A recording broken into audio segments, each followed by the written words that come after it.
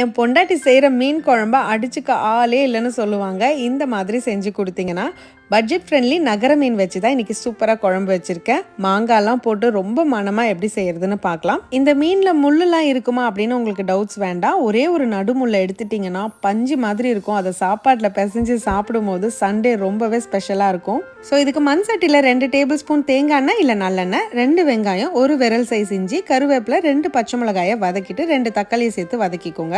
இது கூட 1.5 டீஸ்பூன் கல் உப்பு, 3 டேபிள் ஸ்பூன் குழம்புத்தூள் ரெசிபி நான் ஹைலைட்ஸில் கொடுத்துருக்கேன். இதை நல்லா வதக்கிட்டு 2 பத்து தேங்காயை துருவி சேர்த்து அதையும் வதக்கிக்கோங்க. ஆற விட்டு அரைச்சு எடுத்துக்கோங்க. இப்போ அதே சட்டியில் 2 குழிக்கரண்டி தேங்காய் எண்ணெய் இல்லை நல்லெண்ணெய் எடுத்துக்கோங்க. தாளிப்பு வடகம் இருந்தால் சேர்த்துக்கோங்க, இல்லைனா கடுகு சீரகம் வெந்தயம் 1/2 டீஸ்பூன் சேர்த்து தாளிச்சுக்கோங்க. இது கூட 3 காஞ்ச மிளகாய், கருவேப்பிலை, இடிச்ச 10 பல் பூண்டு, 10 சின்ன வெங்காயத்தை சேர்த்து வதக்குங்க. நல்லா வதங்கினதும் அரைச்ச பேஸ்ட்டும் கூட 1.5 கப் தண்ணி ஊற்றிக்கோங்க. இது கூடவே 2 லெமன் சைஸ் புளியை நான் கரைச்சி சேர்த்திருக்கேன். உப்பு பார்த்துட்டு வேணும்னா சேர்த்துக்கோங்க. குழம்பு நல்லா கொதிச்சு வரும்போது சிம்ல வச்சுட்டு 2 பச்சை மிளகாய், 4 துண்டு மாங்காய் போட்டு ஒரு 5 நிமிஷம் வேக விடுங்க. குழம்புல நல்லா எண்ணெய் பிரிஞ்சு மேல வரும்போது மீனை சேர்த்துருங்க. எனக்கு இந்த மாதிரி சங்கரா மீன், நகர மீன் இதெல்லாம் ரொம்ப பிடிக்கும். குழம்புக்கும் ரொம்ப டேஸ்ட் கொடுக்கும். உங்களுக்கு எந்த மீன் பிடிக்குமோ நீங்க அதை தாராளமா சேர்த்துக்கலாம். கடைசியா கை நிறைய கொத்தமல்லி சேர்த்துட்டு நான் 2 நிமிஷத்துலேயே ஸ்டவ் ஆஃப் பண்ணிடுறேன். ஏன்னா மண் சட்டின்றதுனால 2-3 நிமிஷத்துலேயே மீன் நல்லா வெந்து வந்துடும்.